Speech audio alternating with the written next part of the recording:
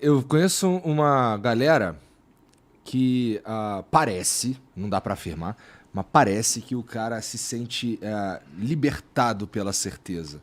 E eu acho que é exatamente o contrário, cara. Quanto mais certezas eu tenho, e não são, na verdade, acho que quase nenhuma, eu me sinto muito mais livre quando eu não tenho certeza. Porque Sei. eu me sinto aberto a ouvir o teu ponto de vista aí, o dele, o dele e o dele. E isso tem o potencial. Cheguei a essa conclusão, não sei nem como, mas isso tem o potencial de me tornar uma pessoa que é capaz de considerar mais possibilidades. Porque ter uma certeza sobre qualquer coisa, e aqui eu posso incluir até a fé religiosa, é, não consigo me sentir mais livre, sabe? Pelo contrário, eu me sinto mais preso. Porque, vamos lá, a partir daquele momento que eu tenho certeza de alguma coisa, eu vou lutar para defendê-la até o fim e tudo que vem, que é contrário, o que foge um pouco, já não serve para mim. Então, eu não acho essa posição muito inteligente do ponto de vista da evolução do raciocínio mesmo, humano, É, sabe?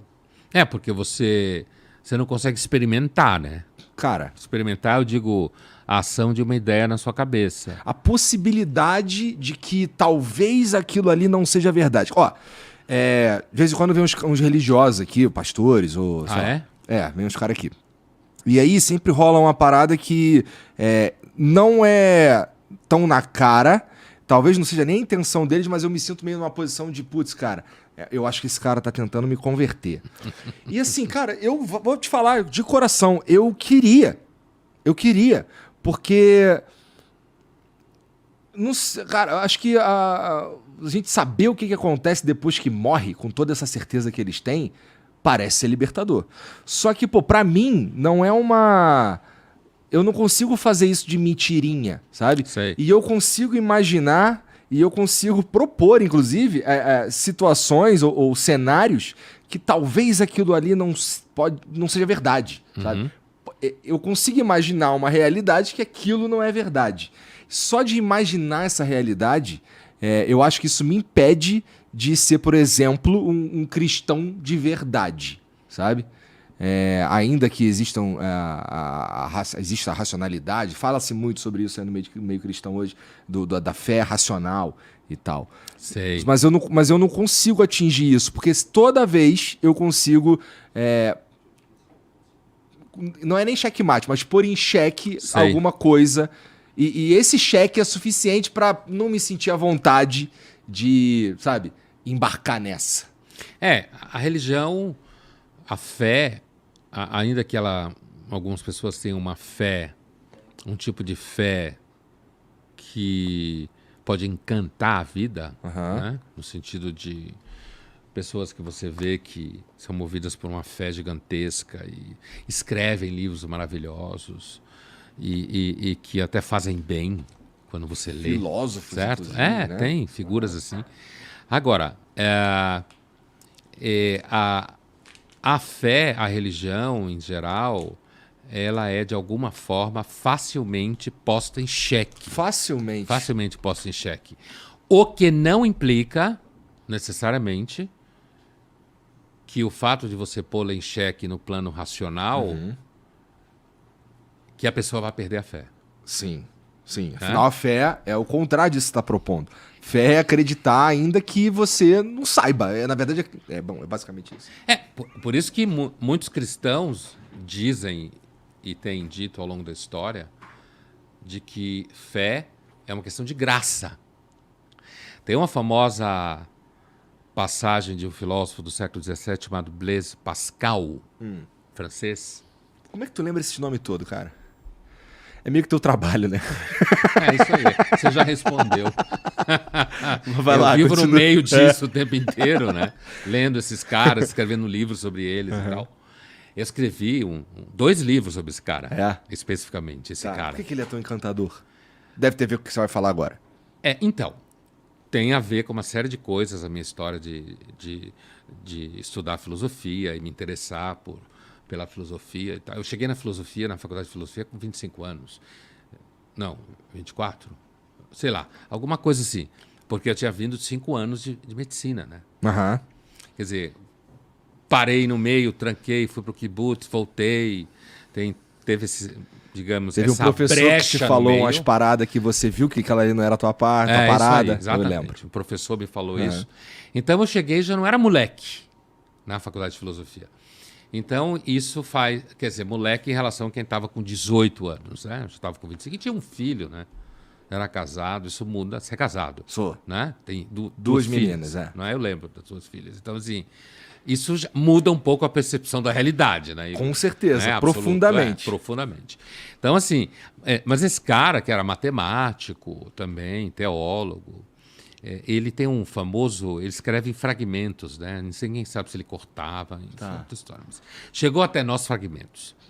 E tem um fragmento que é o fragmento da famosa aposta pascaliana, que é uma coisa assim que, em certos ambientes, você pode escutar isso assim como o clímax da sofisticação. Puta, o cara conhece a aposta pascaliana.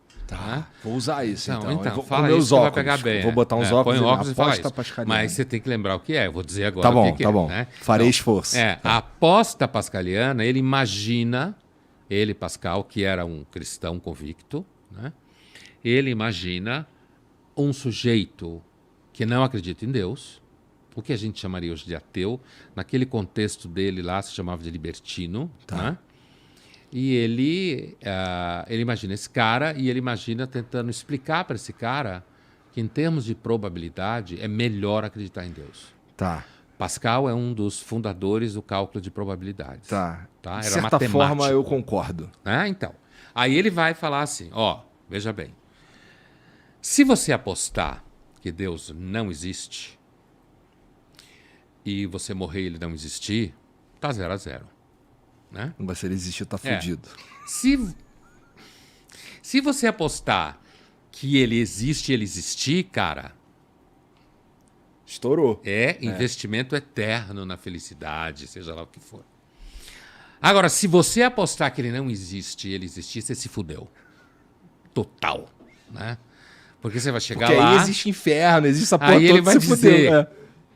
eu estava aqui, você não acreditou, agora é tipo assim, você não quis investir seus aninhos de vida na Terra, na minha existência, agora você vai pagar a eternidade por isso. É um péssimo investimento o ateísmo, desse ponto de vista. Essa é a aposta pascaliana. É melhor apostar na existência de Deus. Só que ele lá... É interessante isso, porque esse conceito aí, essa linha, esse pensar aí, um idiota consegue chegar nessa conclusão também. Então. Eu sei por quê, porque a gente já discutiu isso aqui antes. Olha aí. Então, o Pascal ele era um matemático, filósofo, teólogo, criou uma máquina que é ancestral da máquina de calcular, do computador, porque o pai era coletor de impostos, para ajudar o pai na coleta de impostos. Mas a conversa que ele está imaginando com esse cara, normalmente se para nesse momento, em que ele diz que ele dá um tipo de checkmate, do ponto de vista de probabilidade, se você investir na existência de Deus e ele não existir, você morreu e acabou. Né? Agora, o contrário é uma perda que você vai ter que realizar muito alta. Então, do ponto de vista da lógica de probabilidades, é melhor você viver como se Deus existisse. Né? Aí o ateu libertino vira para ele no final e diz, eu concordo com você, mas eu não consigo acreditar em Deus nem assim. Né? Se acreditar tiver a ver com que eliminar toda a chance de dúvida, se a fé... eu não consigo ter fé nem assim. Eu entendo que a lógica probabilística aponta para que é melhor investimento apostar na existência de Deus, mas eu não consigo ter fé. E aí, nosso amigo Pascal, não vou entrar aqui na teologia dele, jansenista, que é uma questão técnica, a fé é uma questão de graça. Entendi. Não tem nada a ver com razão. Não tem nada a ver com eu calcular qual é o melhor resultado, não sei o quê. Algumas pessoas têm, outras não têm. Entendeu?